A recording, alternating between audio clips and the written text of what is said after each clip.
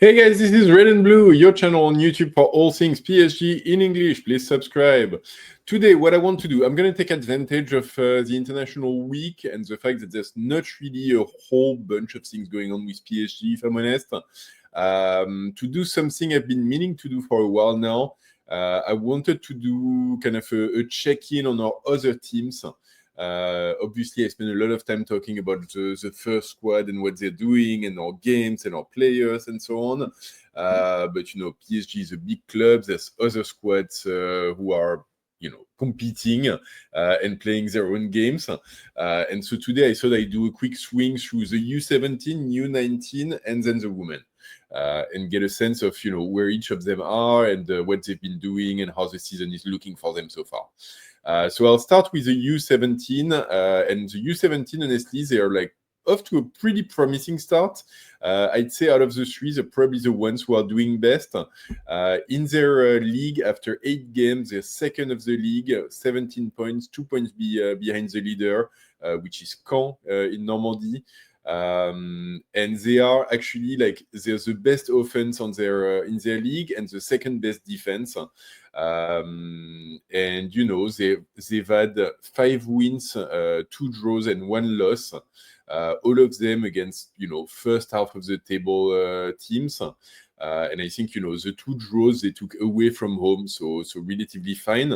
The only thing that's a bit bothersome is that they took a loss against Brétigny in the campus, 3-2 at the end of September.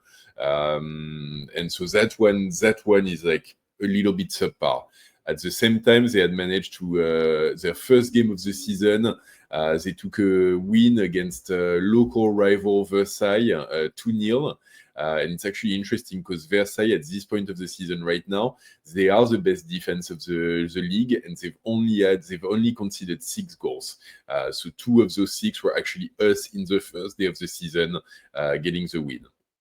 And then most recently, they played yesterday and they managed to get a 4-1 win against our other local rival of Paris FC.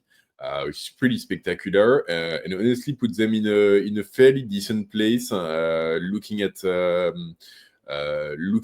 the season's gonna go, they've got a couple of promising players. The one that I think comes back most often is Noah Thierry, who's one of our attackers, and he's been responsible for a bunch of goals scored.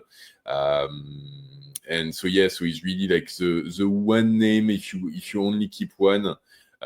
Who's been like most promising and who's been talked about most regularly.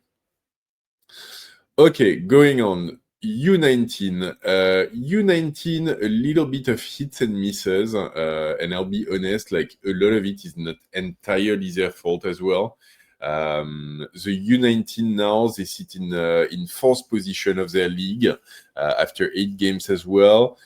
They've taken 3 wins, 4 draws, and 1 loss. And ultimately, like they were off to a pretty decent start. I think they were in 2nd position for quite a while. And then recently they took some losses and draw, which dropped them in the league. And part of it obviously is due to the fact that a lot of the U19 players, not a lot, but like a few of the key U19 players have been called up with the pro squad. So if you think of Jean-Jal, if you think of Njon too, obviously that players that used to be amongst the big players for the U19 who are now with the pros, and so it's like their absence has been felt in a few games. And the U19, to give you a sense, they also play in the Youth League, which is the Champions League for youth teams, if you will. And they had an amazingly big win for their first game against Atalanta. They won 5-1, and Gen2 scored a hat-trick. So that was a really, really strong performance.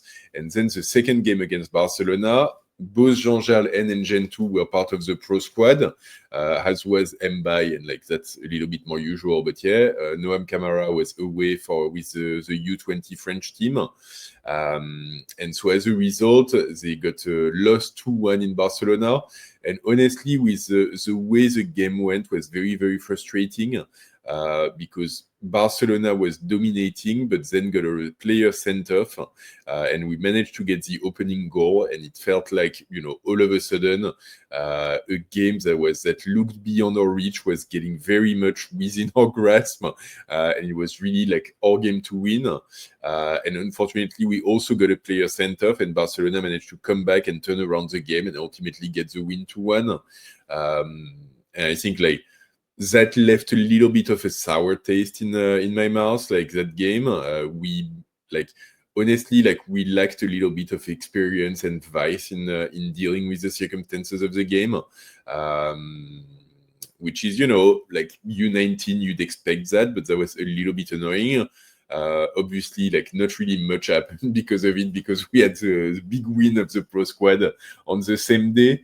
But that gives you a sense of, a team that has a lot of promises, but yeah, because it's missing now a few key players, is not performing as well as it used to at the beginning of the season.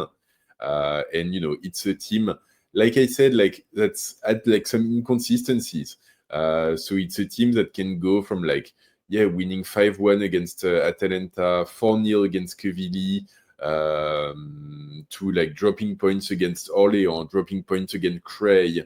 And so like, some games go very well for us, and some games we end up with like 0-0s draw, or like 2-2 draws. And actually the most recent game, same with the U17, we played Paris FC yesterday, and we actually got a 2-2 draw at home. No, away from home, sorry, which is like still like relatively disappointing results. Both teams are pretty much on par within the league on league rankings, but yeah, like we're on a series right now since the Barcelona game of 2 defeats. So we lost to Barcelona's, and we lost to league leader Valenciennes 2-1 in Valenciennes, and now like this draw against Paris FC. So hopefully, after the international break, some of the pro player will be back within the squad. So maybe for like a player like Jean-Jal, you would expect him to drop back down, and be in a position to contribute to what the U19s are doing, and hopefully raise this a little bit. In terms of players to watch, the one for me which comes back the most is Adam Ayari. Not to be confused with Khalid Al-Ahri, which is the kid that we bought from Tunisia over the summer. Adam Ayari is actually a midfielder. He's the captain, I think, for the U19. And he's featured heavily in terms of assists and also a few goals. And he's one of those talents to watch who could be like, among the next one to be called by Luis Enrique, because he does have the talent for it. Apart from that, David Bolly, I've talked about him already and I've done the video, so go check it out. He's been back for the past 2 games and getting some game time, and it's a question mark around when he's going to get called up as well by Luis Enrique. So this is kind of the situation with our U19, and finally, no, sorry, I'm going in the wrong direction. There we go. Finally, the women. So the women, it's also like a little bit of a mixed bag. And I said like heartbreaks and promises. I think it's like, like a pretty good summary of it. Because if you remember, we had a nightmare of a season on and off the pitch last season. Things didn't click with the old coach. There was fighting in the locker room. Was really like vintage PSG of things going poorly for us. And then we lost some of our top players during the summer as well. But at the same time, we brought in a new coach in Paulo César, who used to be with the men's squad in the 2000s. He's Brazilian. He's really like, the kind of player who came to PSG and fell in love with the club and never moved away. And he's been talked about very, very highly. He used to be coaching the U19 women, and now he got the nod and got the coaching assignment for the main squad of the women.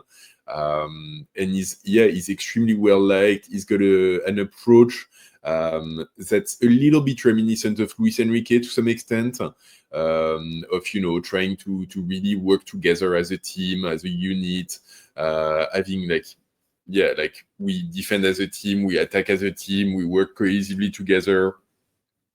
And And at the same time, like obviously he inherited like basically nothing left, so he has to rebuild everything. And so so some of it has been pretty promising, and then like we had a couple of like really disappointing results. So in the league, we lost in Lyon, which is the ultra dominant force in women's football in France. We lost in Lyon 6-1, with I think like 4 of the goals being scored by former PSG players, which really added like insult to injury.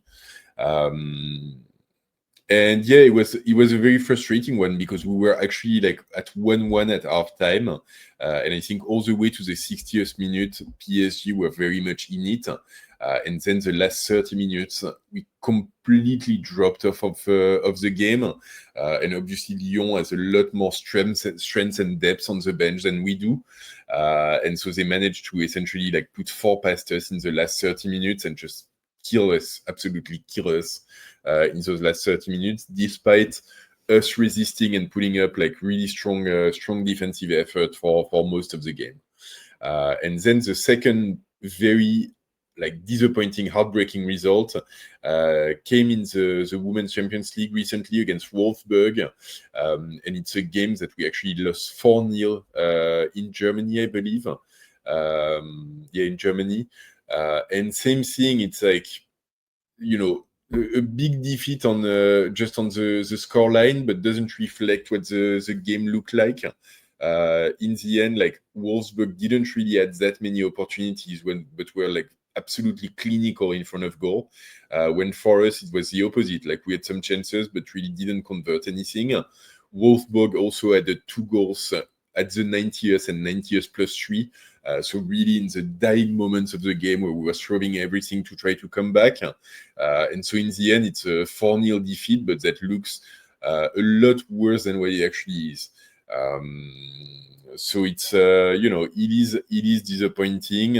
And yeah, it doesn't really do justice to where we are with the women's team. Ultimately, I think in the league, we're not doing too bad. We're actually second to Lyon, but tied with a bunch of other teams as well. So really, like for us, it's a season of rebuilding. So if we can get a strong second place, and have a few good performances here and there, we should be pretty happy with this and like move on to the second year of the Paulo César project. But yeah, hopefully we can strip away those annoying big losses that aren't entirely deserved. So anyway, this is kind of where we're at with those 3 sections: U17, U19, and Women. A bit of a mixed bag, but I think overall, like it's not too bad. I mean, we are like second place with the U17 and the Women, and 4th place with the U19 in the league, with some good performances, or at least like above expectation performances in all sections. So overall, like stuff to be happy with, but not quite, top of the table, top of the league performances either. So there's still room for improvements and room for a lot of work happening in the campus. But yeah, for now, like this is where we're at. Let me know in the comment what you think of all of this, whether you follow all of the sections, and whether like any of it is interesting for you guys. Leave a like on this video. As always, it helps massively with the YouTube machine algorithms and so on. And please do subscribe to the channel if you haven't subscribed. Hit the bell and so on and so forth. You know the drill. And don't forget, U17, U19, women, doesn't matter, because ici c'est Paris!